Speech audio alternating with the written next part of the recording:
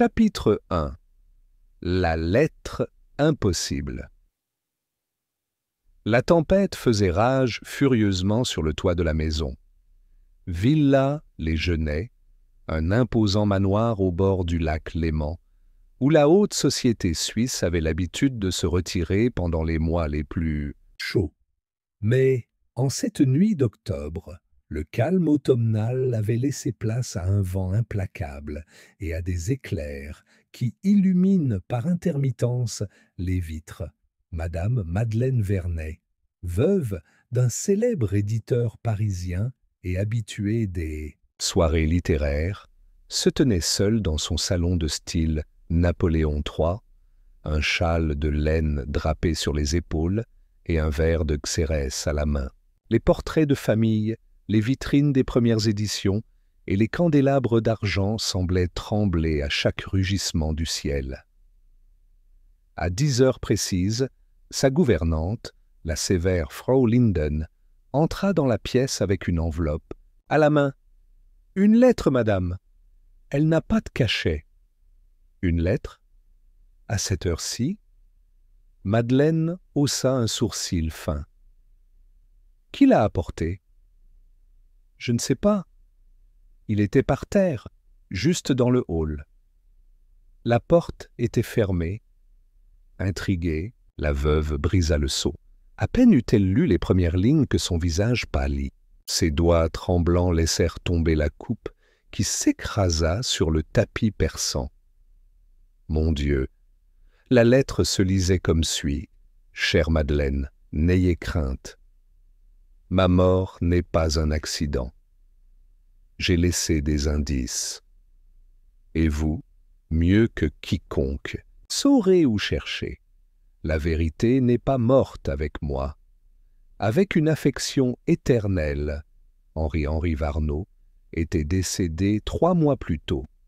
Il avait été victime d'une crise cardiaque soudaine, alors qu'il naviguait sur son bateau, disait-on. Il avait été inhumé au cimetière du Montparnasse après une cérémonie discrète, et bien que sa mort ait causé de la tristesse, personne ne soupçonnait rien d'étrange. Jusqu'à maintenant. Le lendemain matin, l'histoire parvint à la presse locale. Une veuve reçoit une lettre de son mari décédé. Certains y ont vu une plaisanterie macabre, d'autres, les divagations d'une femme en deuil. Mais parmi les coupures de presse, l'une d'elles a fini entre les mains d'un homme à Genève. Un homme à la silhouette compacte, à la moustache impeccable et à l'intelligence invisible. Hercule Poirot. Une lettre écrite par un mort, Hastings, demanda Poirot en posant le journal sur la table du petit-déjeuner.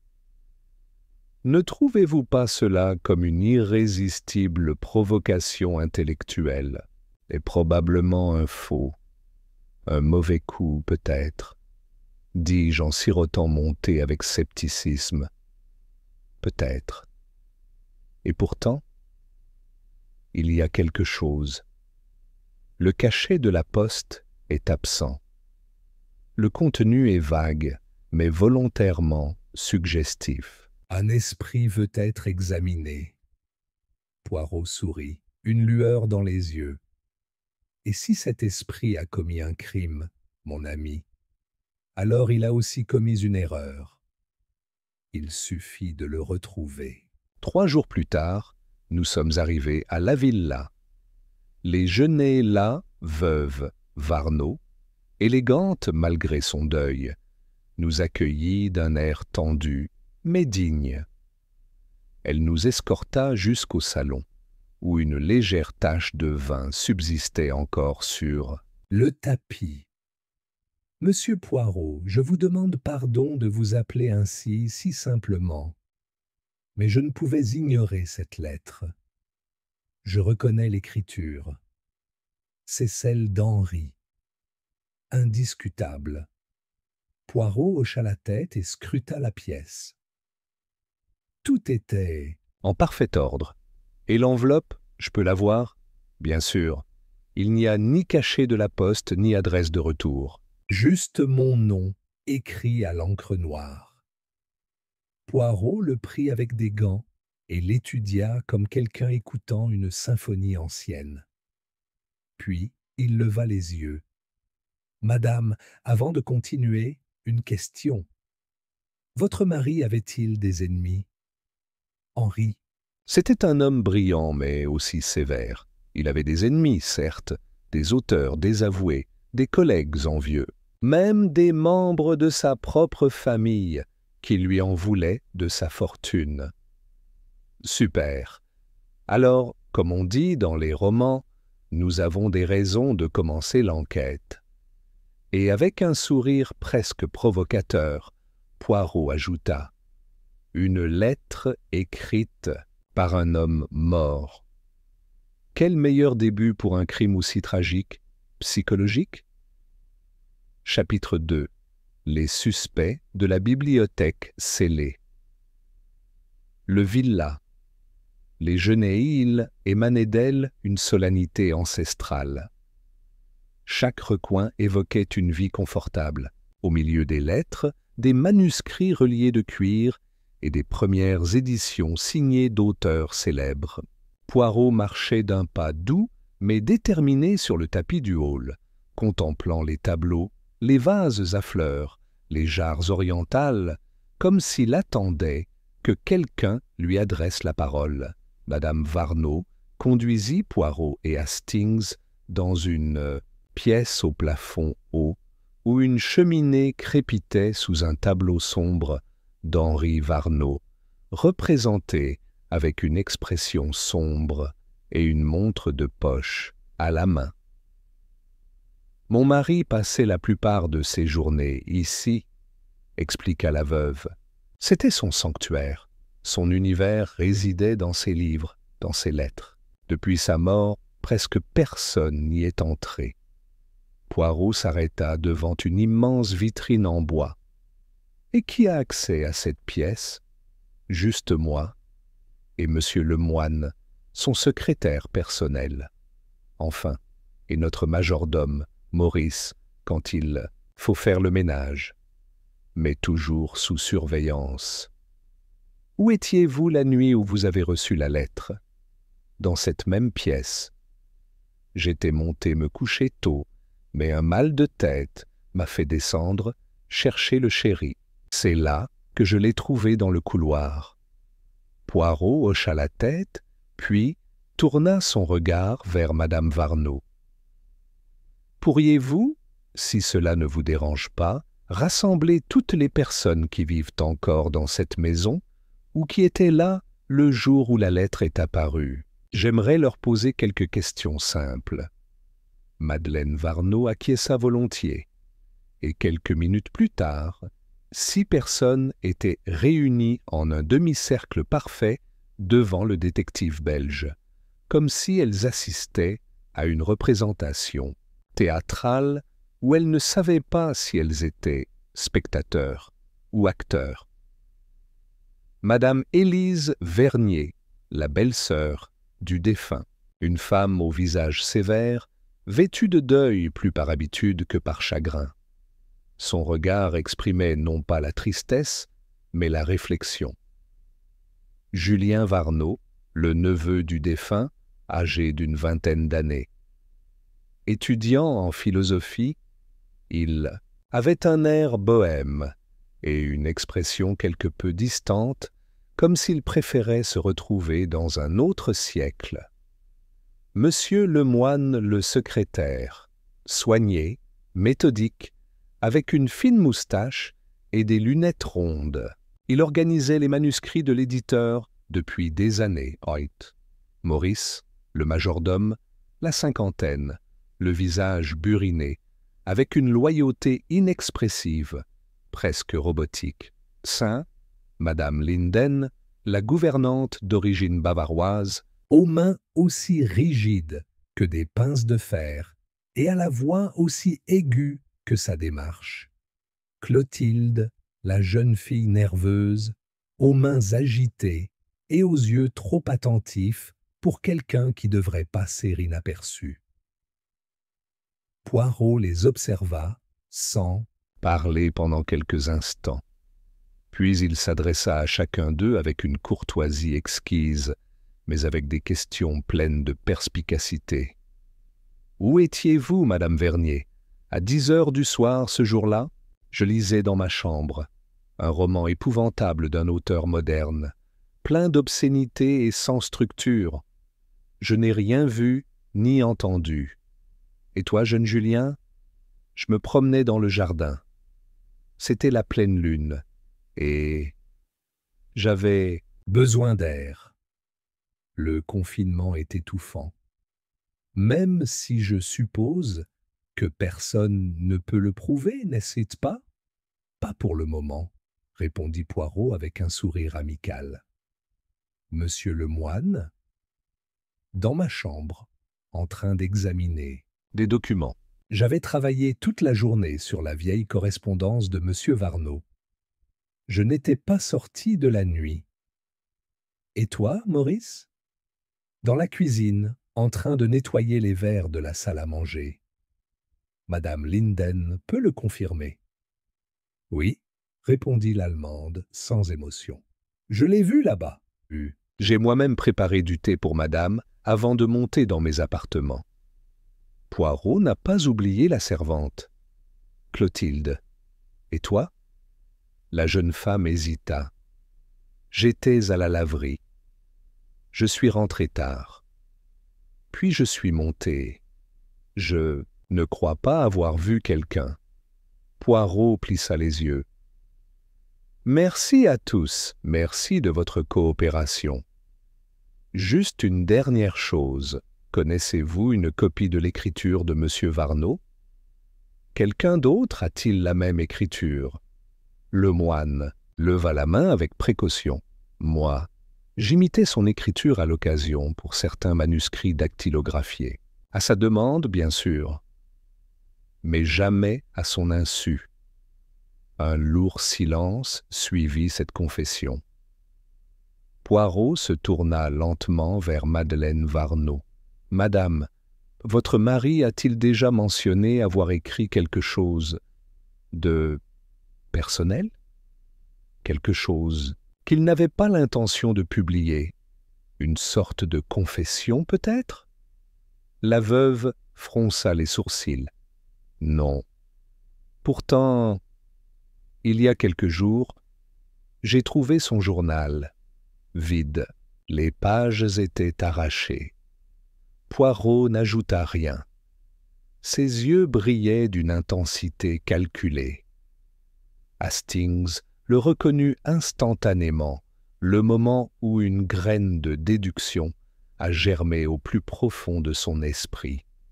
« Hastings, dit-il doucement, alors que la réunion touchait à sa fin. Il y a quelque chose de pourri non seulement dans la mort de monsieur Varneau, mais aussi dans ce qui a suivi. Ce crime, s'il en est un, n'est pas qu'une mise en scène. C'est une pièce écrite par quelqu'un qui ne connaît que trop bien les effets d'une bonne chute. Bonne chute. Chapitre 3. Une page déchirée et une horloge arrêtée. L'horloge du grand-père dans le hall sonna 11 heures lorsque Poirot, les bras croisés dans le dos, inspecta la bibliothèque pour la 2e fois. À ses côtés, je le suivais, sans vraiment comprendre pourquoi il examinait les objets décoratifs, les étagères et les cadres avec un tel intérêt. « Remarquez-vous quelque chose d'étrange, Hastings » demanda-t-il doucement, s'arrêtant devant le bureau en chêne, où Henri Varneau avait l'habitude d'écrire. Eh bien, au-delà de l'atmosphère remplie de livres, pas particulièrement. Exactement.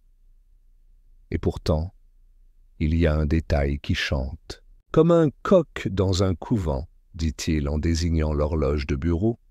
C'était une pièce en laiton vieilli, d'une élégante simplicité.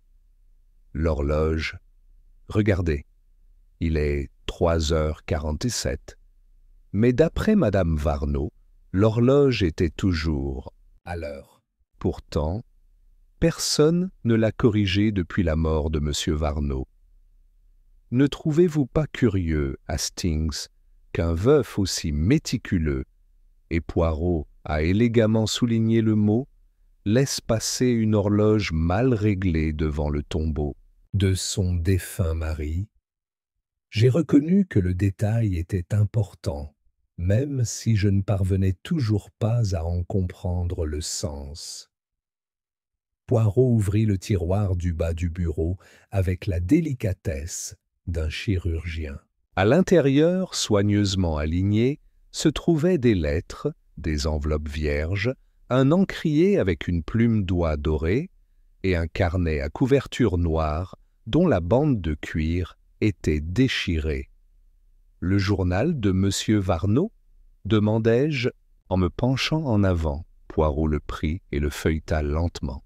Les premières pages étaient écrites de la main ferme d'Henri, mais après l'entrée du 14 juin, les pages avaient été arrachées avec des soins chirurgicaux. « Que s'est-il passé en juin ?» murmurai-je.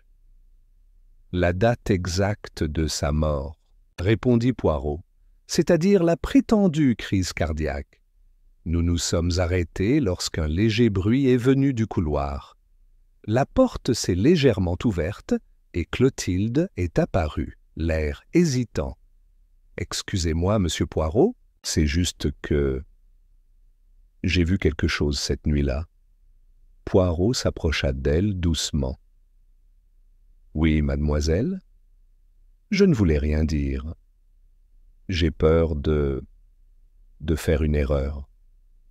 Mais, en descendant prendre des vêtements propres, j'ai vu une lumière dans la bibliothèque et j'ai entendu une voix, la voix de M. Varno. Le silence devint aussi épais que la brume matinale sur le lac. Es-tu sûr? Absolument. Ce n'était pas un enregistrement, c'était réel, comme si je parlais à quelqu'un. Mais quand je suis arrivé à la porte, il n'y avait personne. Poirot plissa les yeux. « Et que faisiez-vous exactement à ce moment-là » ? « Je descends généralement fumer sans que Madame Linden le sache. Elle me gronde si elle me voit. » Poirot ne la réprimanda pas. Il hocha simplement la tête et laissa la jeune femme partir. Puis, il se dirigea vers la fenêtre de la bibliothèque, l'ouvrit et se pencha. « Curieux, dit-il, cette fenêtre donne sur le côté du jardin où Julien prétend avoir été cette nuit-là. Et pourtant, ni Clotilde ne l'a vu de l'intérieur, ni n'a dit avoir vu de lumière dans cette pièce. Et ça, Hastings, c'est une contradiction charmante. » Quelques heures plus tard, dans la galerie reliant l'aile ouest à la tour, Poirot et moi avons croisé Monsieur le Moine. Le secrétaire s'était enfermé dans la salle des archives avec un dossier rempli de papiers. « Êtes-vous bien ici, monsieur ?» demanda Poirot d'un ton innocent. « Naturellement, cette maison a été presque ma seconde maison. Monsieur Varno a fait confiance à mon jugement. Et tu travailles toujours sur tes papiers ? » ?»« Oui, j'essaie de classer vos lettres et vos contrats. Madame Varno aimerait numériser l'intégralité des archives. » Poirot fixa l'homme pendant quelques secondes. Le moine évita son regard et se retira, laissant derrière lui une légère trace d'eau de Cologne, bon marché. « Dis-moi, Hastings, n'as-tu pas trouvé sa réaction intéressante quand je lui ai posé une question sur les imitations d'écriture manuscrite ?» Il semblait prudent, je suppose. Exactement.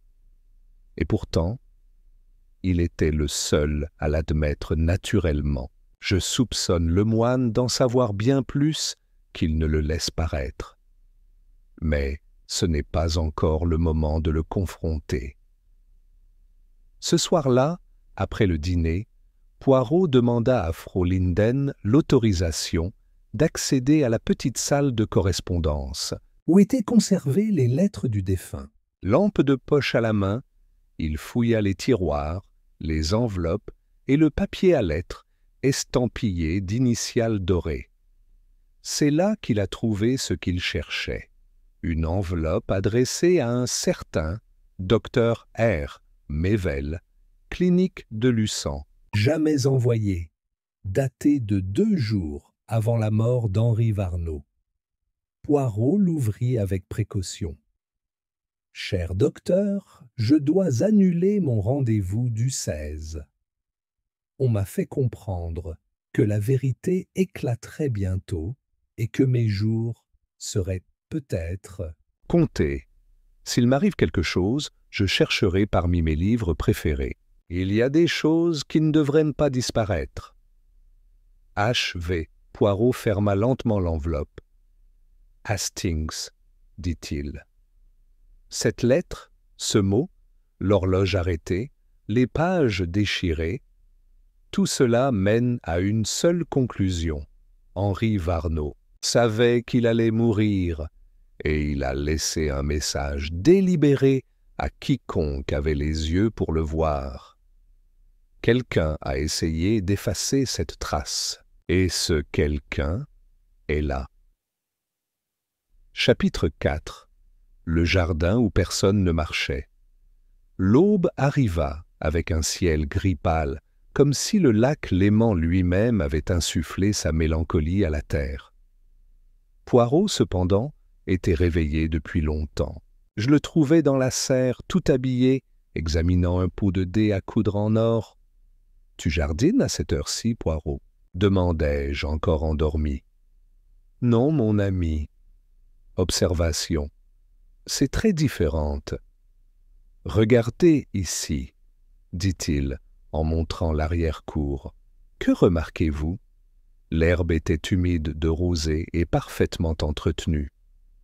La haie, en croissant, qui entourait, le chemin ne présentait aucun signe de perturbation, pas une seule trace de pas. Rien, sauf que c'est propre, ai-je admis. Exactement, trop propre. Le jeune Julien prétendait avoir traversé ce jardin la nuit où la lettre est apparue, n'est-ce pas? Oui, il a dit qu'il avait besoin d'air. Poirot se redressa d'un air satisfait. Alors explique-moi pourquoi, après des jours de pluie intermittente, il n'y a pas une seule trace de boue, pas une seule empreinte de pas sur le chemin. Personne n'est passé ici cette nuit-là, Hastings. Personne. Quelques minutes plus tard, nous avons frappé à la porte du jeune Julien. Il est apparu, toujours en pyjama, les yeux cernés et les cheveux en bataille. « Une promenade, sitôt ?» dit-il en forçant un sourire. « Certaines choses ne peuvent pas attendre, » répondit Poirot. « Jeune Varnaud, voulez-vous nous accompagner au jardin? J'aimerais que vous me montriez exactement où vous avez marché ce soir-là. » Julien se tendit mais s'abaissa sans protester. Une fois sur l'herbe, il hésita. « Je suppose. Je me suis dirigé vers le banc près des buissons. Puis j'ai erré, réfléchissant. » Poirot le regarda avec ses yeux brillants de calcul. « Pieds nus, peut-être » Julien fronça les sourcils. « Non, bien sûr que non. » Poirot se pencha, ramassa une brindille sèche sur le bord du chemin et la tint comme s'il s'agissait d'un fossile précieux. Comment est-il possible qu'il n'ait laissé aucune trace? Regardez, pas de branche cassée, pas de bout remué.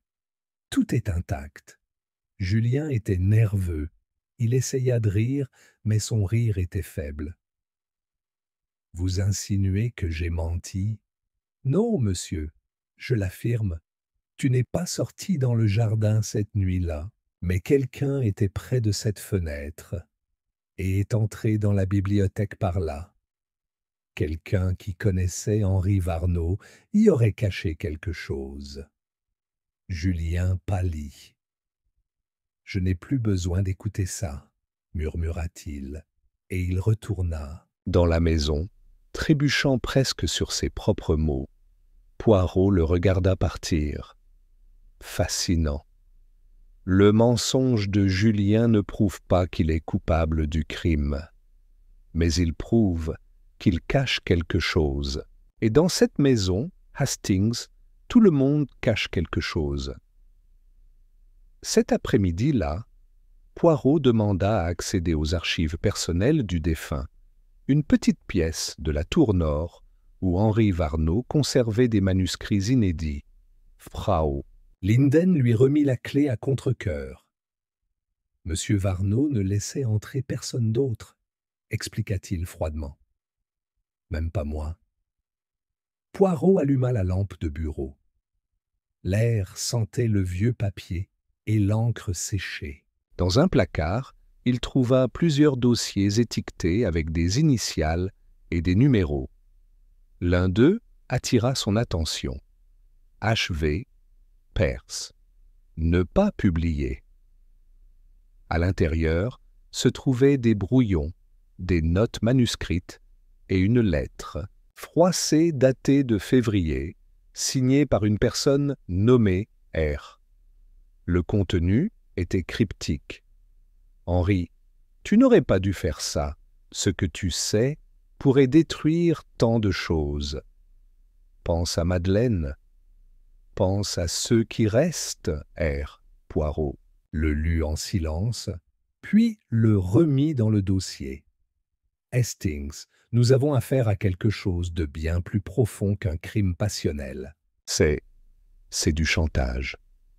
Et peut-être un avertissement. Qui est R? R. Mével, le docteur? Je ne crois pas.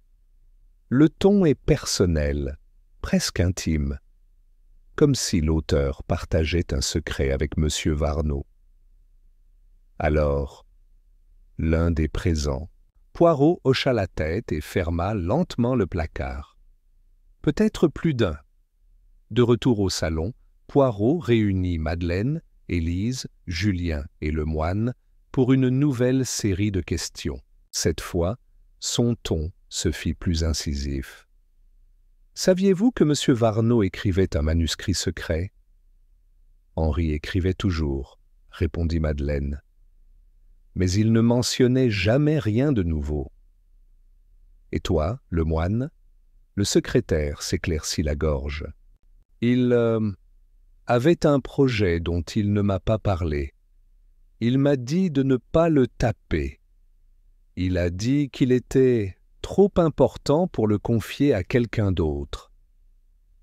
Qu'as-tu pensé de ton mariage avec Madame Varneau ?» s'exclama soudain Poirot. Silence était brutal. Élise fut la première à réagir. « Qu'est-ce que cela a à voir avec la lettre ?» Poirot la regarda calmement. « Peut-être tout, un homme mort, une lettre qui ne devrait pas exister, un jardin sans empreinte, et maintenant une lettre d'avertissement dans vos archives. Ce n'est pas seulement une histoire de jalousie ou d'argent. Ceci, mes amis, est une histoire de vérité, enfouie. » Il se pencha au-dessus de la cheminée et ajouta « Et les secrets trouvent toujours un moyen d'écrire leur épilogue. » Chapitre 5. Le témoin qui a oublié de parler. Le coucher de soleil filtrait à travers les vitraux du villa, les genêts dans des rayons de lumière dorés et bleus. L'atmosphère s'était épaissie, comme si les couloirs commençaient à absorber les soupçons accumulés. Poirot ne parlait pas beaucoup, mais ses petits yeux perçants étaient plus actifs que jamais. Quelque chose dans le mécanisme mental du détective s'était silencieusement adapté. Nous étions assis dans le salon de musique, un espace rarement utilisé depuis la mort d'Henri Varneau. Un piano à queue étincelant dominait la pièce, et au-dessus, un portrait ancien de la mère du défunt fixait le vide avec des yeux fatigués. « Hastings, » dit Poirot en examinant le bord poussiéreux du banc du piano. « Avez-vous déjà remarqué à quel point le silence peut être plus fort qu'un cri ? » Vous faites référence à l'atmosphère dans la maison. Et ce n'est pas tout. Il y a quelqu'un ici qui n'a rien dit. Non pas par peur, mais par habitude. Je parle bien sûr du majordome Maurice.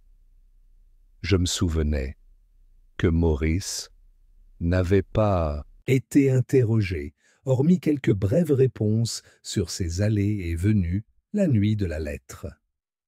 Il semblait aussi intégré au mobilier que les chandeliers ou les horloges. inoffensif, presque invisible. Poirot a demandé qu'on l'apporte. Maurice est apparu, impeccable comme toujours, les mains croisées devant lui. « Tu m'as envoyé chercher ?»« Oui, mon cher Maurice. J'aimerais que tu me racontes la routine de Monsieur Varneau les jours précédant sa mort. As-tu remarqué quelque chose de différent chez lui ?» Le majordome hésita pour la première fois. « Eh bien, maintenant que vous demandez... » « Oui, ces 3 derniers jours, monsieur semblait nerveux. Il répétait sans cesse que je devais tout laisser en ordre. Il m'a demandé d'apporter des cartons de la cave et a brûlé plusieurs documents dans la cheminée de la bibliothèque. » Poirot se redressa. « A-t-il brûlé des documents ?» « L'as-tu vu ?»« Oui, monsieur. Bien qu'il ait insisté pour le faire seul. Il a verrouillé la porte. Il est parti, enveloppé de fumée, toussant, mais l'air satisfait. Et cette nuit-là, la nuit où la lettre est apparue, Maurice regarda le sol. J'étais dans la cuisine, comme je l'ai dit. Mais en remontant, j'ai remarqué que la porte de derrière n'était pas bien fermée. J'ai pensé que c'était le vent, alors je l'ai verrouillée et je n'ai rien dit. Tu n'as pas dit à Madame Linden? Non, je ne pensais pas que c'était important. Poirot plissa les yeux. Avec cette déclaration, une nouvelle ligne s'ajouta à l'esquisse mentale du crime. Une lettre trouvée à l'intérieur de la maison, une fenêtre donnant sur le jardin et une porte arrière mal fermée. Tu ne vois pas, Hastings? Celui qui a laissé la lettre est entré sans rien forcer. Et cela implique un accès Ou une aide de l'intérieur. Après le départ de Maurice, Poirot demanda à revoir la bibliothèque. Là, il me montra une boîte noire à moitié cachée, derrière une rangée de faux livres. À l'intérieur se trouvaient des enveloppes vides, de vieux timbres et un petit étui en cuir. « Qu'est-ce qu'il y a dans cette valise ?» demandai-je. Poirot l'ouvrit. À l'intérieur, enveloppé dans un mouchoir brodé, se trouvait un morceau de papier déchiré sur lequel était écrit « Et si jamais je disparais, ce sera parce que quelqu'un avait plus besoin de silence. » que moi. Il n'y avait pas de signature, mais l'écriture était indubitable. Henri Varneau. Ceci, dit Poirot à voix basse, n'est pas seulement une note, c'est une épitaphe écrite de son vivant. Ce soir-là, au dîner, Poirot annonça d'une voix calme. « Demain matin, je veux que tout le monde soit à la bibliothèque à 9 heures. Il est temps de parler clairement. » Un murmure gêné parcourut la table. Julien renversa du vin. Élise fit semblant de ne pas entendre. Frau Linden baissa les yeux. Seule Madeleine Varneau gardait son sang-froid, regardant Poirot avec une sérénité presque provocante. « Allez-vous résoudre le mystère, monsieur Poirot ?»« Si vous me le permettez, madame. Mais ne vous inquiétez pas, je n'ai pas besoin de confession. » Juste de temps et de petites cellules grises. Plus tard, alors que nous marchions dans le couloir vers nos chambres, Poirot parla d'une voix grave. « Hastings, Il y a un témoin silencieux de toute cette histoire. Ce n'est ni Maurice, ni Clotilde, ni le carnet. C'est l'absence elle-même, les choses qui n'ont pas été dites, les questions que personne n'a posées. Pourquoi Henri a-t-il brûlé certains de ses papiers? À qui la lettre au médecin n'a-t-elle jamais été adressée? Et pourquoi Julien a-t-il menti sur une promenade sans importance? Et vous avez des réponses? J'ai des fragments. Mais demain, l'assemblage final commencera. Il s'est arrêté. Devant la porte de sa chambre, m'a regardé et m'a dit « Ce ne sera pas une révélation spectaculaire. Ce sera quelque chose de plus redouté par les coupables, une déduction inévitable. » Chapitre 6. Le tableau qui a changé de place. Le lendemain matin, le soleil se leva enveloppé dans un épais brouillard qui rendit Villa, les Genêts, comme un Navire échoué au milieu d'une mer blanche. L'heure dite arriva, et tous les habitants de la maison se réunirent ponctuellement dans la bibliothèque, comme Poirot l'avait demandé. Il était déjà là, debout devant la cheminée, les mains jointes comme pour prier un dieu de l'ordre. Il portait son plus beau costume gris, sa moustache taillée avec une précision militaire. À côté de lui, j'étais assise sur une chaise avec mon carnet, même si je savais que prendre des notes ne m'aiderait pas à comprendre le mystère plus vite que lui. Les visages autour de la pièce étaient une galerie de dissimulation. Julien, avec un froncement de sourcils serré, Élise avec son élégance sombre, le moine mordillant le bord de son mouchoir, Maurice impassible comme toujours, Madame Linden debout comme une statue prussienne, et Clotilde avec les doigts entrelacés et tremblants. Madeleine Varnaud, assise près, de la fenêtre, regardait calmement Poirot, comme si elle allait écouter une histoire qu'elle connaissait déjà. « Mes amis, commença Poirot calmement, je ne suis pas venu aujourd'hui pour accuser, mais pour éclairer. Comme je l'ai déjà dit, il n'y a pas de mystère sans erreur, et pas de crime sans contradiction. Et cette maison, raffinée et cultivée, regorge des deux. » Tout le monde resta silencieux. Poirot fit un pas vers le bureau. « Je voudrais que vous observiez quelque chose de très simple, » dit-il en désignant le grand tableau d'Henri Varnaud au-dessus de la cheminée. Vous vous en souvenez bien. Il y eut des murmures. Madeleine hocha légèrement la tête. « Ce portrait était toujours là, » a déclaré Élise. « Nous l'avons commandé ensemble, après son 50e anniversaire. » Poirot sourit doucement. « Je n'en doute pas, mais regardez cette photo. » Il sortit une image pliée de sa veste. « Elle a été prise il y a 5 mois à peine.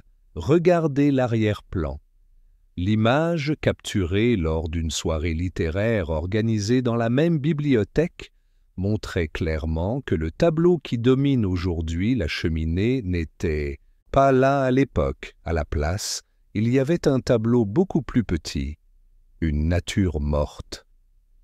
Un murmure parcourut la pièce. Poirot le laissa retomber avant de poursuivre. « Ce tableau, mes chers, a été accroché après de la mort d'Henri Varnaud. Et si vous regardez bien, vous verrez qu'elle n'est pas parfaitement centrée. Savez-vous pourquoi? » Il se retourna, s'approcha du portrait et, d'une légère pression sur le bas du cadre, le retira délicatement. Derrière, dissimulée parmi les tentures murales, se trouvait une petite niche, soigneusement fermée par une porte coulissante. À l'intérieur se trouvait un carnet à couverture bleue. La respiration de Madeleine s'arrêta un instant. Poirot se tourna doucement vers elle. C'était la cachette d'Henri Et ce carnet, le vrai journal. Il ouvrit une page au hasard. Les premières lignes étaient sans équivoque. J'ai découvert la supercherie. Ma confiance a été trahie par celui qui dormait sous mon toit. Je ne peux pas encore l'admettre ouvertement, mais je consignerai tout ici. Si je meurs, que ce carnet parle pour moi. Henri a écrit ce texte dans les derniers jours de sa vie. Il décrit ses soupçons, sa peur et son isolement croissant après avoir découvert que quelqu'un trafiquait sa correspondance et peut-être ses médicaments. Était-il malade? Interrompit Clotilde, la voix brisée. Il souffrait d'une légère maladie cardiaque, expliqua Poirot. Mais rien qui puisse justifier une mort subite dans le lac. L'autopsie n'était pas complète. On a supposé une défaillance cardiaque. Mais que se passerait-il s'il avait reçu autre chose ce matin-là? Quelque chose de discret, quelque chose que seuls ses proches remarqueraient. Un frisson parcourut la pièce. Le moine déglutit visiblement. Julien remua sur son siège. Frau Linden conserva sa posture rigide, mais ses yeux étaient plus grands que d'habitude. Poirot rangea le carnet. Je ne suis pas encore prêt à révéler ce qu'Henri a découvert. Il manque une pièce. Mais grâce à ce tableau déplacé et à un jardinier distrait qui m'a raconté le jour où le tableau a été secrètement transporté du grenier, nous savons que quelqu'un a voulu cacher ce qu'Henri avait écrit et cette personne est toujours parmi nous. Et le tableau ? Demandai-je, toujours perplexe. Ce portrait n'est pas seulement une pièce sentimentale, expliqua subtilement Poirot. C'est l'alibi parfait, un symbole de permanence, placé de telle sorte que personne ne puisse se demander ce qui se cache derrière. Poirot regardait tout le monde avec un air grave, comme s'il pesait leurs âmes. Quand on modifie l'environnement des morts, Hastings, ce n'est pas par affection, c'est par peur. Et la peur, c'est l'odeur du coupable. Chapitre 7. Le nom qui n'apparaissait sur aucun document. La découverte du journal caché avait été un choc. Le silence qui avait suivi était dense, à peine troublé par le crépitement de la cheminée. Personne ne demanda à voir le carnet. Personne ne posa de questions.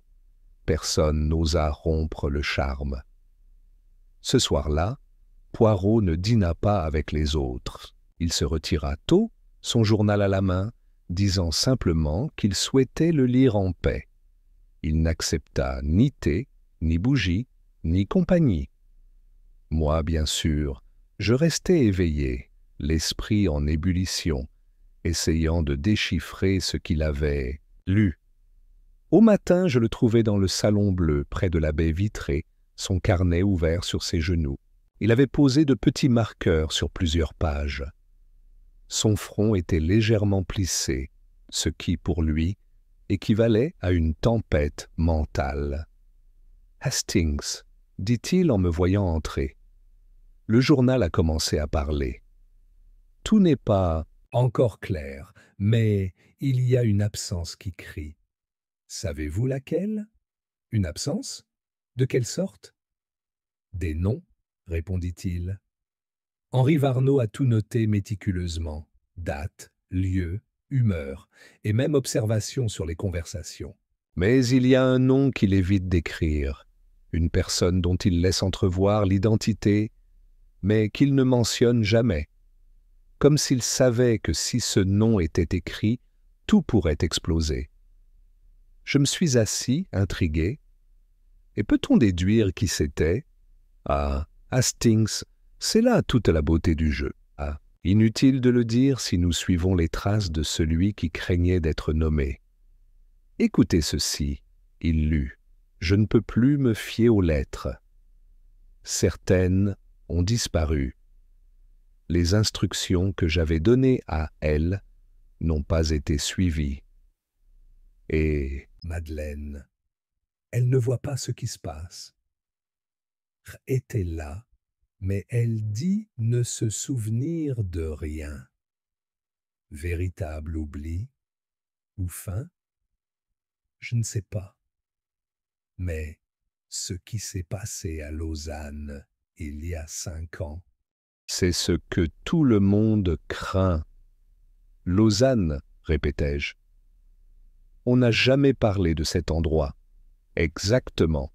Ni par la veuve, ni par la famille, ni dans aucune des lettres que j'ai lues. Et pourtant, c'est un point central des craintes. d'Henri, et ce R, dit Poirot en se caressant la moustache, réapparaît. Pas Mével, ni le médecin, mais quelqu'un qui était à Lausanne, quelqu'un qui a une histoire avec Henri, que personne n'a voulu mentionner. Poirot demanda à Maurice les archives juridiques de la famille Varnaud. Testament, héritage. Acte notarié. Maurice, méticuleux comme toujours, les apporta dans un coffret en noyer laqué. Nous les examinâmes ensemble dans le bureau annexe. Regarde, Hastings, testament original signé en 1923, puis une mise à jour en 1948.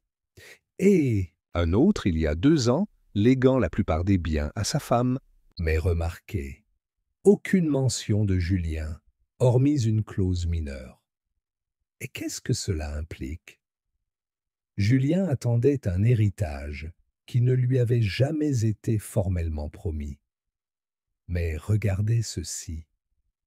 Poirot sortit une feuille pliée au fond du dossier. Un reçu de virement bancaire d'une somme considérable au nom d'un certain R. Delmar, résidant temporairement à Lausanne. Année 1929. Delmar.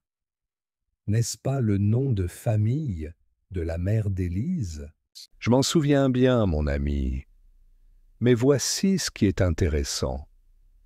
D'après le recensement suisse de cette année-là, dit-il en montrant une copie qu'il avait demandée par télégramme à un contact, il n'existe aucun acte de résidence pour un certain R. Delmar à Lausanne.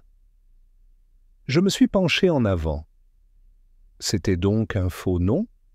Exactement, un pseudonyme. Henri a versé une grosse somme à quelqu'un dont l'existence, du moins sur le papier, est inconnue. Pourquoi? Pour taire quelque chose? Pour cacher une relation, une dette, une menace? Poirot ferma doucement le dossier. Et cela nous amène à la nuit de la crise cardiaque. Et si Henri essayait de fermer une porte qu'il avait laissée? Entr'ouverte des décennies plus tôt, une porte que quelqu'un voulait maintenant garder fermée. Pour toujours. À 5 heures de l'après-midi, Poirot demanda à voir Élise Vernier en privé. Ils se rencontrèrent dans la véranda. La dame, élégante, malgré son long veuvage, apparut, vêtue d'un châle de soie et l'air ferme. De loin, je les observais échanger des paroles douces. Poirot parlait doucement, avec des gestes précis. À un moment, Élise détourna le visage, comme blessée. Puis elle se leva, lentement, et quitta la serre, sans rien dire. Poirot m'a trouvé peu, De temps après, elle sait. dit-il sans émotion. Que sais-tu? Que son frère, Henri, avait protégé quelqu'un pendant des années, et que la vérité, cette vérité liée à Lausanne, pouvait nuire non seulement à sa réputation, mais aussi à la structure. Morale de cette famille. Élise savait que si cela éclatait, tout s'effondrerait. Et qui est R? Poirot soupira. R n'est pas un amant. Ce n'est pas un maître chanteur, c'est un fils. Un fils? Oui, Hastings. Henri a eu un fils hors mariage. Il l'a élevé en secret. Il lui a offert une vie digne, loin du scandale. Il a utilisé un faux nom dans les archives. Mais quelqu'un a découvert ce secret, et quelqu'un l'a utilisé pour le menacer. Le crime. Sur lequel nous enquêtons n'est pas un crime de cupidité, c'est un crime de désespoir et de protection. Et tu vas le dire maintenant, Poirot, demandai-je à notre retour à la bibliothèque. Pas encore, mon ami. Il ne reste plus qu'une conversation, une de plus, avec la seule personne qui n'a pas encore menti, et pourtant, en sait plus que tout le monde. OMS? Poirot sourit légèrement. Clotilde. Chapitre 8. La servante qui en entendait trop. Clotilde était dans la buanderie, pliant des draps d'un geste mécanique, lorsque Poirot apparut dans l'embrasure de la porte. Sa présence, comme toujours, était silencieuse mais imposante. Elle lui jeta un bref coup d'œil, puis baissa les yeux, comme si elle s'attendait et redoutait cette visite. « Pouvons-nous parler, mademoiselle ?» demanda-t-il avec sa politesse habituelle. Clotilde hocha la tête nerveusement. Poirot la conduisit dans la petite salle de couture, une pièce sans importance apparente, mais à l'abri des regards indiscrets de la maisonnée. « Veuillez vous asseoir, » ordonna-t-il, puis, s'asseyant en face d'elle, il parla d'une voix douce, mais ferme. Clotilde, je crois que vous en avez entendu plus que vous n'en avez dit. Et je crois que vous êtes restée silencieuse, non par complicité, mais par peur. Elle tremblait visiblement. Pendant quelques secondes, on n'entendit que le tic-tac lointain d'une horloge de parquet. Puis, presque dans un murmure, elle parla. « Ce n'est pas que je ne veux pas le dire, c'est que je ne sais pas comment. Je n'ai aucune preuve. J'ai juste entendu des choses. » Poirot hocha la tête, l'encourageant à continuer. « Dis-moi ce dont tu te souviens, sans te soucier. » De la forme, Clotilde se tordit les mains. Elle baissa les yeux vers ses genoux. « Une semaine avant la mort de Monsieur Henri, je l'ai entendu se disputer avec Madame Élise. C'était à la bibliothèque. J'étais dans le couloir, en train de nettoyer les chambranles. Il ne savait pas que j'étais là. Elle disait « Vous ne pouvez pas le protéger éternellement. Ça va se savoir. Et je ne serai plus celle qui le cachera. » Il a répondu quelque chose comme « Je ne le fais pas pour moi, je le fais pour Madeleine. Vous ne savez pas ce que ça impliquerait. » Et puis, la porte s'est refermée. Poirot ne s'y a pas. « Et tu en as parlé à quelqu'un ?»« Non, monsieur. »« Avec qui ?»« Maurice m'ignore. Frau Linden dit que les bonnes ne réfléchissent pas, et les autres, eh bien, ils ne me voient que lorsqu'ils ont besoin de quelque chose. Et que s'est-il passé la nuit de la lettre? Clotilde prit une grande inspiration. J'ai vu une lumière dans la bibliothèque. Je l'ai dit, et j'ai entendu une voix, que j'ai cru entendre celle de Monsieur Henri. Mais ensuite, j'ai cru me tromper, parce que j'ai vu quelqu'un sortir du bureau par le jardin. Juste une ombre. Grand. Mâle. As-tu reconnu qui c'était? Non. Mais il avait le pas assuré, comme quelqu'un qui connaissait le terrain. J'ai pensé que c'était peut-être le jeune Julien. Poirot se pencha légèrement en arrière, entrelaçant ses doigts. Et cela ne vous a-t-il pas semblé étrange que personne n'ait remarqué cette silhouette Je l'ai remarqué, monsieur, mais je me suis dit, si je parle, ils diront que j'invente des histoires. Poirot se leva lentement. Clotilde, tu n'inventes rien. Tu ne vois que ce que les autres préfèrent ne pas voir. Et ça, crois-moi, c'est plus dangereux que de mentir. De retour dans son bureau, Poirot demanda les dossiers du personnel de la villa des 10 dernières années. Frau Linden les lui fournit avec la même rigueur qu'elle manifestait pour toutes les questions domestiques. « Merci, madame, » dit Poirot. « Dites-moi, connaissiez-vous quelqu'un du nom de Delmar ?» La question était posée naturellement, mais le léger mouvement des sourcils de Frau Linden ne passa pas inaperçu. Pas personnellement. Je sais que ce nom figurait dans les lettres privées de M. Henry, mais je n'ai jamais posé la question. Et saviez-vous qu'il vivait temporairement à Lausanne? Je ne savais pas, dit-elle froidement, mais il était trop tard. Son malaise avait répondu à sa place. Poirot consulta rapidement les archives. Dans la section des employés temporaires, on trouvait un certain Robert D., employé brièvement comme aide-jardinier à l'automne 1929. Pas d'adresse fixe, pas de référence. « Voilà Hastings, » dit Poirot en se levant, le carnet sous le bras.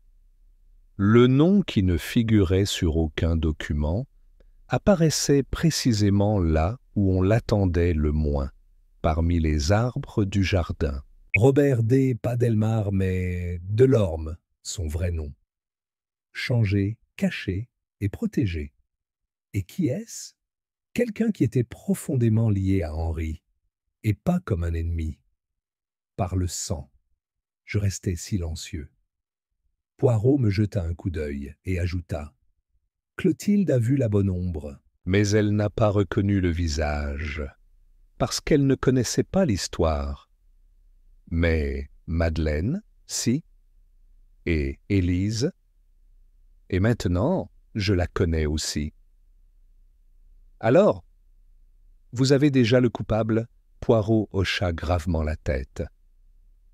J'ai quelque chose D'encore plus précieux qu'un coupable. Le pourquoi. Il ne reste plus qu'un coup à jouer. Et demain, je rassemblerai tout le monde. Comme toujours, pour l'acte final. Chapitre 9. La rencontre à laquelle il ne s'attendait pas le lendemain matin, le villa. Les genêts, le paysage semblaient retenir son souffle. Même le lac Léman, habituellement animé par le bruit des voiliers, et les reflets de la lumière paraissaient opaques, sans ondulation. Les oiseaux se taisaient, comme si la nature elle-même pressentait ce qui allait se passer. À 9 heures précises, tous les occupants de la maison étaient réunis à nouveau dans la bibliothèque. Poirot se tenait près de la cheminée, les bras croisés, dans son impeccable costume gris perle et sa cravate soigneusement nouée. À côté de lui, je tenais mon carnet, même si je savais que, comme toujours, ce qui allait se passer n'avait pas besoin d'être enregistré. Il resterait gravé dans ma mémoire.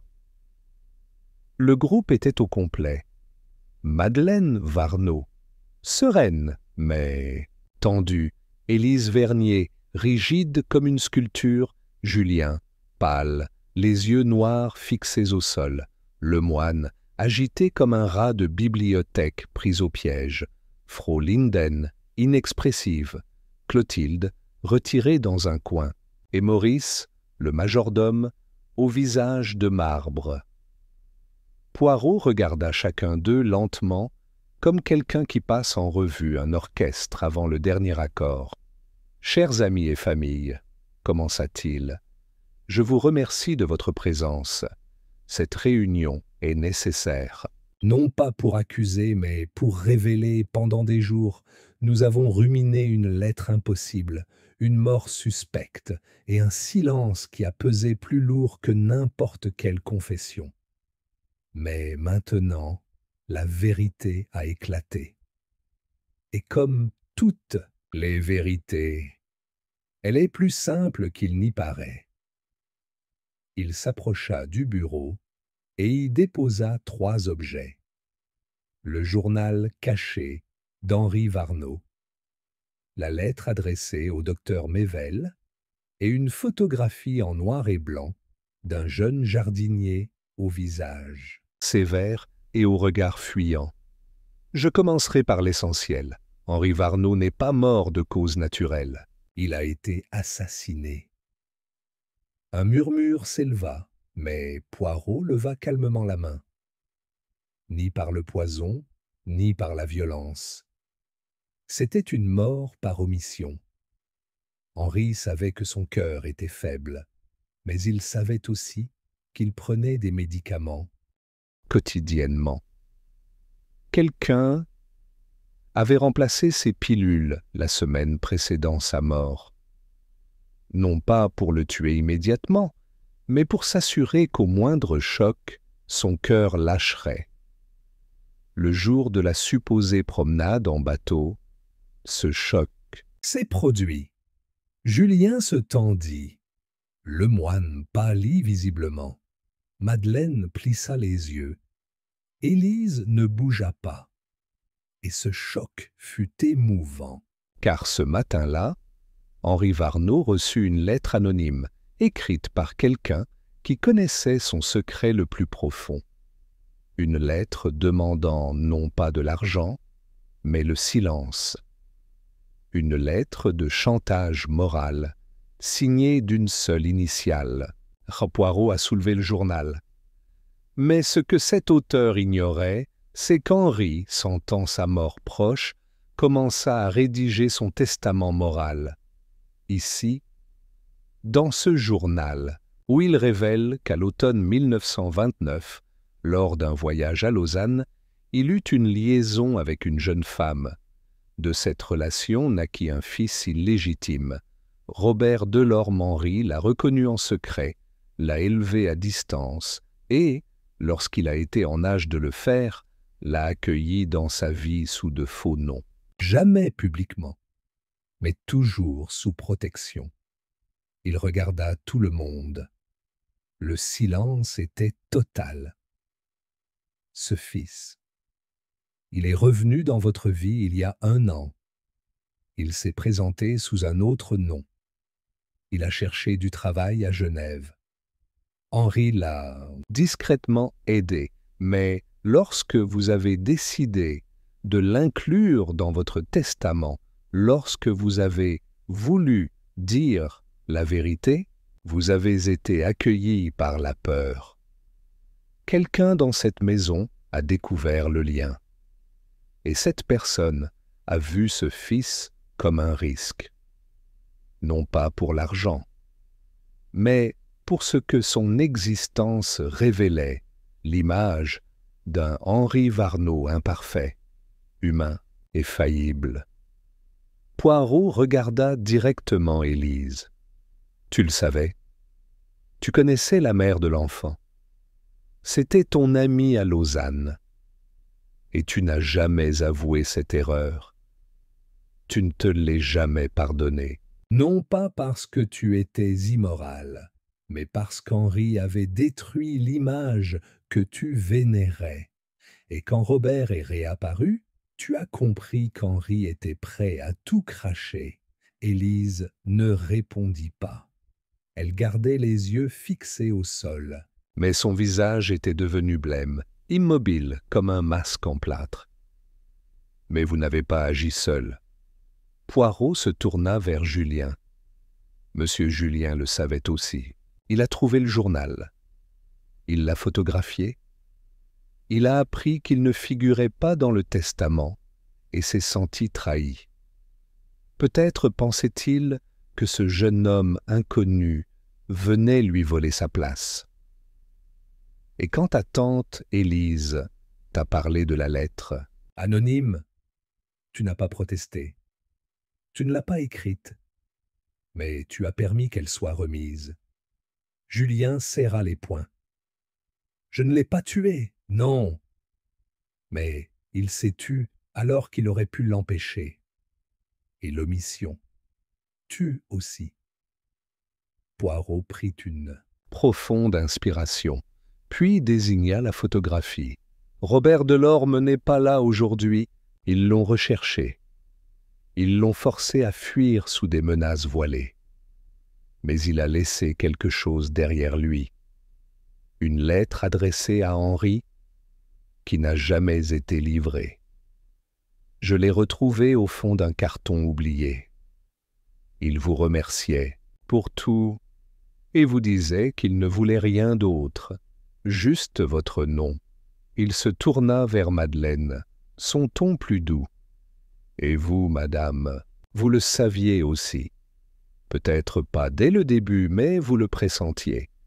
Et pourtant, vous avez choisi de garder le silence, par amour, par peur, par protection. La veuve ferma doucement les yeux. Il me l'a avoué 2 jours avant sa mort. Il n'a pas demandé pardon, juste de la compréhension. Et tu l'as compris? Oui, répondit-elle d'une voix à peine audible. Je l'aimais, avec tous ses défauts. Poirot hocha la tête avec une pointe de mélancolie. Henri Varneau n'était pas un martyr, c'était un homme. Et ce crime n'était pas né de la haine, mais de la terreur du changement, de la perte de contrôle, de l'éclatement d'une image. Construite au fil des décennies, il se tourna vers la porte. J'ai informé les autorités, elles décideront de la suite à donner. Mais peut-être la justice la plus cruelle a-t-elle déjà été rendue?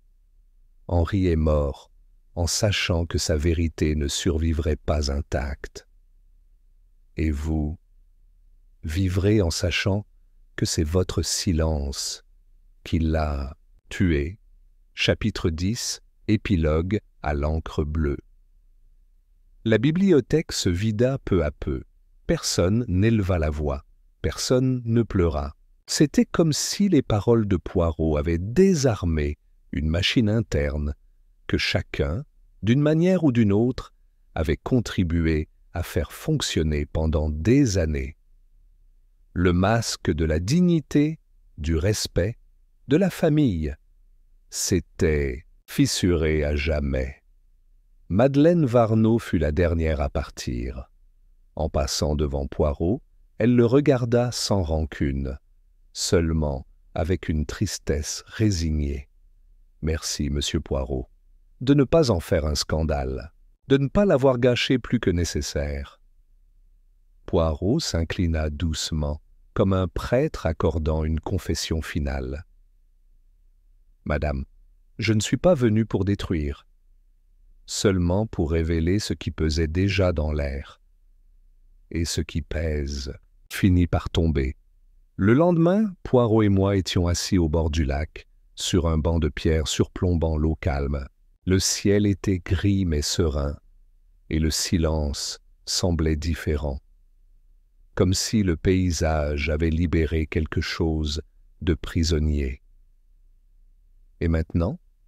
demandai-je en croisant les bras. Le parquet suisse a déjà reçu le rapport.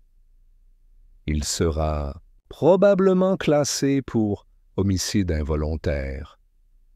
Personne n'ira en prison. Mais certains héritages seront modifiés et certaines réputations seront ternies. Et Robert Delorme? Poirot sourit mélancoliquement. Je l'ai localisé. Il est à Lyon, il a encore changé de nom, il m'a écrit ce matin. Il sortit une lettre de la poche intérieure de sa veste et me la tendit. Je l'ai lue en silence. Monsieur Poirot, j'ai lu votre lettre avec le respect dû à ceux qui cherchent la vérité. Je n'ai aucune envie de revenir. Je n'ai aucune envie d'exiger quoi que ce soit. Mon père m'a donné la seule chose dont j'avais besoin, le courage d'exister sans ressentiment. Dis-leur que je ne les déteste pas, que je comprends, mais que je ne reviendrai pas, que le passé soit écrit à l'encre bleue, la même avec laquelle il m'a appris à signer mon nom. R.D. J'ai rendu la lettre à Poirot. Il l'a soigneusement rangée. De l'encre bleue, murmurai-je. Oui, Henri avait l'habitude d'écrire des lettres personnelles à l'encre bleue, les lettres officielles, en noir.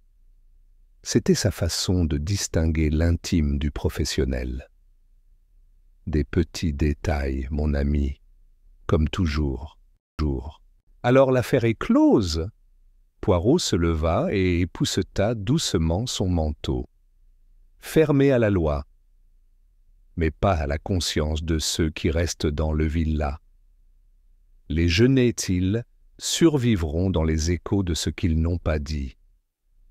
Et cela, croyez-moi, est une pénitence plus subtile et plus profonde. Nous marchâmes en silence le long du sentier bordé d'arbres.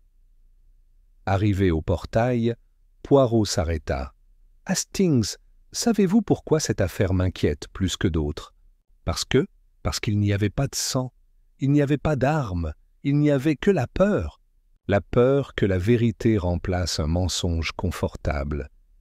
Et ça, c'est la forme la plus élégante de destruction. » Il baissa son chapeau et, sans se retourner, ajouta « Et pourtant, c'est pour ce genre de crime que moi, Hercule Poirot, je ne cesserai jamais de travailler. » Chapitre 11. La lettre qui n'a jamais été lue. 3 jours après avoir quitté le villa, les Genêts Poirot et moi étions de retour à Genève. Notre routine commençait à reprendre ses droits. Petit déjeuner avec un café trop fort à mon goût, journaux soigneusement alignés sur la table et l'ordre méticuleux de l'appartement qui semblait insensible au passage du temps. Et pourtant, Poirot n'était pas entièrement en paix. Je l'ai remarqué en le voyant feuilleter le journal d'Henri Varneau qu'il avait conservé avec l'autorisation des autorités pour transcription et analyse. Quelque chose l'empêchait de clore mentalement l'enquête sur cette affaire. « Tu y penses encore ?» demandai-je en reposant ma tasse sur sa soucoupe. Dans tous, Hastings, mais surtout dans un cas, dans celui qui est absent. Robert Delorme? Exactement. Le jeune homme dont l'existence a défini le crime, sans en commettre un. Celui qui a écrit une lettre d'adieu avec plus de dignité que la maison de son père n'en avait jamais connu de son vivant. Je me suis assis en face de lui. « Vous pensez que l'affaire n'est pas résolue ?» Poirot leva les yeux.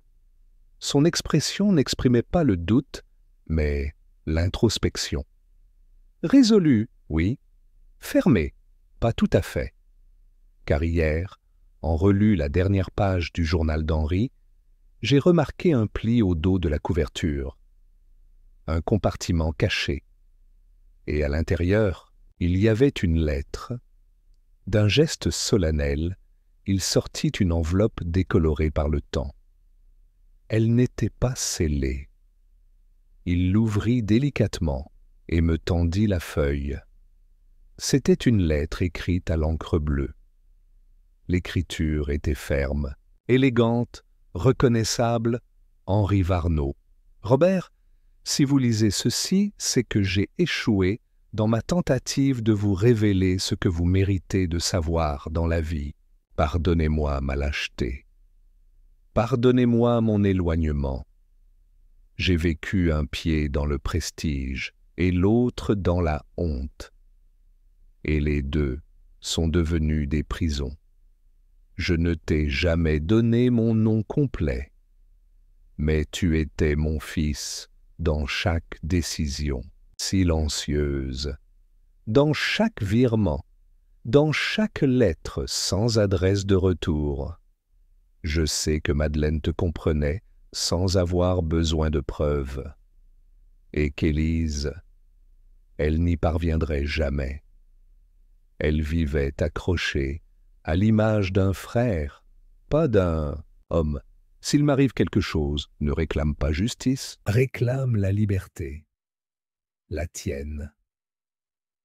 Que cette vérité, lorsque vous la lirez, ne vous blesse pas. Qu'elle vous libère, avec tout ce que je n'ai pas pu te dire à voix haute. Ton père, Henri Varnaud. Quand j'ai fini de lire, je me suis retrouvé Sans voix, Poirot plia la lettre avec une révérence presque religieuse. Il n'a jamais eu le temps de l'envoyer, ou peut-être n'a-t-il jamais osé. Qu'est-ce que tu vas faire d'elle? Je l'ai envoyée à Lyon ce matin, avec le carnet original. Pas de commentaires, pas de résumé, pas de conclusion. Juste les faits, juste le poids réel de ce qui s'est passé. Il s'est penché en arrière sur sa chaise, croisant les doigts sur son ventre. Hastings, tous les crimes ne nécessitent pas une peine de prison. Certains ont juste besoin d'une blessure qui guérit lentement, loin du scandale. Robert ne cherche pas la punition, juste du sens. Et parfois, ça suffit. Une semaine plus tard, un petit colis arrivait par la poste, envoyé par un expéditeur, anonyme. À l'intérieur, un simple stylo-plume ancien, gravé en or. Pour ceux qui écrivent avec vérité. Poirot ne dit rien en la voyant. Il sourit simplement, baissa les yeux et pour la première fois depuis qu'elle le connaissait, signa une de ses notes personnelles, à l'encre bleue. Chapitre 12. L'encre qui n'a pas disparu. C'était un après-midi gris d'automne lorsque nous avons reçu ce visiteur inattendu. La sonnette a retenti avec une cadence mesurée, presque cérémonielle, comme si la personne à l'autre bout de la porte savait exactement quel ton utiliser pour s'annoncer sans nous déranger. Poirot, qui triait une collection de timbres belges, avec la dévotion d'un bibliophile, leva les yeux avec curiosité. « Hastings, si ça ne te dérange pas. » Je me suis levé, j'ai ouvert la porte, et je me suis retrouvé devant un grand jeune homme au visage allongé, au regard serein et vêtu d'un manteau bleu foncé, boutonné jusqu'au cou. Il n'avait pas de valise, juste un petit dossier sous le bras. « Monsieur Poirot ?» demanda-t-il avec un accent français, raffiné et sans affectation. « Entrez, s'il vous plaît, » dis-je, sentant un léger courant dans l'air. Lorsqu'il entra dans le salon et que Poirot le vit, il ne se leva pas immédiatement. Il se contenta de l'observer attentivement, comme s'il avait déjà terminé le reste de la conversation dans sa tête. « Monsieur Delorme, dit-il enfin, sans la moindre surprise. « Je savais que vous viendriez. » Robert Delorme fit un léger signe de tête. « Je suis venu rendre quelque chose, » dit-il en brandissant le dossier. « Le carnet. Je ne peux pas le garder. Il m'appartient par le sang, mais pas par le destin. » Poirot le prit avec douceur, mais n'ouvrit pas le dossier. Il le posa sur la table basse, à côté du service à thé que Madame Gérard nous avait apporté ce matin-là. « Et que feras-tu » alors ? Pour vivre, répondit Robert avec calme et fermeté. Sans me cacher, mais sans jouer un rôle que je n'ai pas choisi. Je porte mon nom, mais je n'ai pas besoin de ton nom de famille. Poirot hocha la tête, presque fièrement. Une décision qui les honore tous les deux. Il y eut un moment de silence, puis Robert s'assit près de la fenêtre et parla, non pas avec douleur, mais avec une clarté désarmante. Pendant des années, j'ai cru que c'était un secret. Puis j'ai appris que c'était une histoire inachevée. Et maintenant, je comprends que c'est un choix, Le sang ne suffit pas à revendiquer un héritage. C'est l'intégrité avec laquelle on le porte. As-tu lu toute la lettre? Ai-je demandé. Robert hocha la tête, et je ne veux plus de réponse. Ce qu'il n'a pas dit m'appartient autant que ce qu'il a écrit. Poirot se leva lentement. Il se dirigea vers l'étagère, prit un petit volume relié en cuir et le posa sur la table. C'était une édition de Les Pensées de Pascal. « Mon père a souligné ce livre », dit Robert en le reconnaissant. Je me souviens de la marque de feuilles de chêne entre les pages. Il le gardait dans la boîte où il rangeait ses lettres non postées, expliqua Poirot. Certains hommes crient pour qu'on se souvienne. 2. D'autres, comme ton père, écrivent à ton silence. Mais leurs mots ne s'effacent pas. Robert prit le livre. Il l'ouvrit à une page marquée. Il lut à voix haute. La vérité est si voilée à notre époque, et les mensonges sont si établis qu'à moins que nous n'aimions la vérité, nous ne la reconnaîtrons pas. Était Henri Varneau, dit-il en refermant le livre avec un sourire étouffé. Têtu dans son éthique, insupportable dans son silence. Il se leva. La réunion avait duré à peine 15 minutes, mais elle contenait plus de rédemption que 100 discours. « Où allez-vous aller maintenant, monsieur Delorme » demanda Poirot.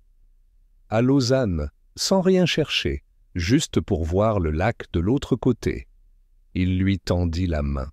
Poirot la serra lentement, avec un respect presque cérémoniel.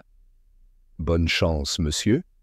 Vous avez réussi ce que beaucoup ne parviennent pas à faire, donner de la dignité au mystère. » Ce soir-là, alors que l'horloge de l'entrée sonnait 10 heures, Poirot plaça le carnet d'Henri dans une boîte doublée de velours bleu. Il la ferma d'un simple ruban et la rangea au fond de son armoire, avec d'autres objets qu'il était le seul à considérer comme des reliques. Un gant de comtesse russe, une pièce de monnaie non frappée et une lettre signée par un meurtrier exprimant sa gratitude pour sa capture. « Pourquoi le garder, Poirot ?» demandai-je. « Parce que le crime était subtil, mais la vérité était belle. Et la beauté, Hastings, mérite d'être protégée, même lorsqu'elle naît de la douleur. » Il éteignit la lumière du bureau.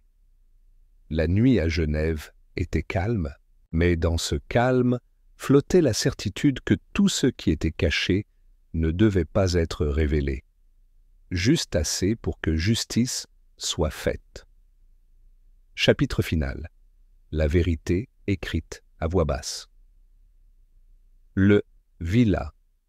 Les jeûnais 7 après-midi-là, le silence régnait, comme si le temps s'était arrêté pour contempler l'issue imminente. Tous les protagonistes du mystère étaient à nouveau réunis dans la bibliothèque, non pas pour cacher des secrets, mais pour révéler la vérité. Hercule Poirot, avec son maintien impeccable et sa moustache caractéristique, parfaitement peignée, se tenait là avec la sérénité qui précède la tempête de certitude qu'il s'apprêtait à déchaîner. Son regard perçant et pénétrant scrutait chaque visage impatient, chargé d'émotions contenues et de peurs à peine dissimulées. « Messires et messieurs, commença-t-il d'une voix mesurée, nous avons exploré pendant des jours les voiles qui dissimulaient un secret plus profond que la mort elle-même. L'homme que vous connaissiez sous le nom d'Henri Varneau a non seulement connu un destin cruel, mais a vécu coincé entre deux mondes, celui des apparences et celui de la vérité. Il prit dans ses mains le carnet bleu qui avait été retrouvé derrière le tableau déplacé et l'ouvrit montrant quelques pages marquées. Voici la clé. Ce journal n'est pas seulement un témoignage, mais une carte des peurs et des espoirs d'un homme qui savait que sa mort ne serait pas naturelle. Une faiblesse cardiaque n'était pas une explication suffisante. Quelqu'un a trafiqué ses médicaments, quelqu'un ayant accès à ses informations, et un mobile. Il regarda Élise Vernier, qui gardait la tête haute, mais son regard devint froid. « Élise, tu connaissais la mère de Robert Delorme, et tu comprenais le secret qu'Henri gardait. Mais tu n'y es pas allée seule ?» Il se tourna vers Julien, qui déglutit et baissa les yeux.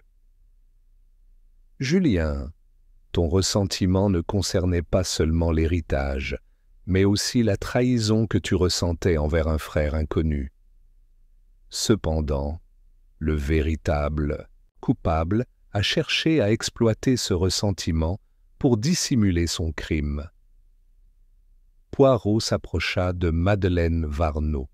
« Madeleine, tu en savais plus que tu ne le voulais dire, mais c'est ton amour qui t'a fait garder le silence, non par manque de courage, mais par protection. » Finalement, Poirot désigna Lemoine. « Monsieur Lemoine, vous aviez accès aux médicaments et aux lettres.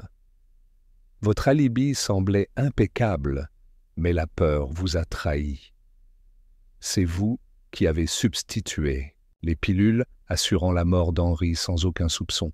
La tension monta en flèche. » Lemoine tenta de nier, mais Poirot dévoila avec une précision impitoyable chaque contradiction dans ses récits et les preuves psychologiques qui le bloquaient.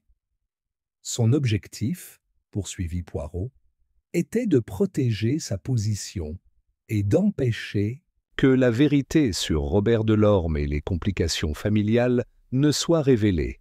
Mais la vérité, monsieur, finit toujours par trouver son chemin. Avec un soupir résigné, Lemoine avoua, alors que la police emmenait le coupable, Poirot rassembla les personnes présentes pour une dernière réflexion. L'homme qui écrivait d'outre-tombe n'était pas seulement Henri Varnaud, mais aussi le secret qui vivait et mourait avec lui. Puisse cette histoire nous rappeler que la vérité, même passée sous silence, est toujours écrite à l'encre indélébile.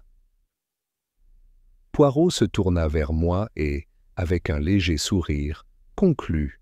« Mon ami, les crimes sans sang, sans armes, sont souvent les plus difficiles à découvrir, mais non moins importants. Et ainsi, avec l'élégance de celui qui a démêlé l'écheveau le plus complexe, l'affaire de l'homme qui écrivait d'outre-tombe a pris fin.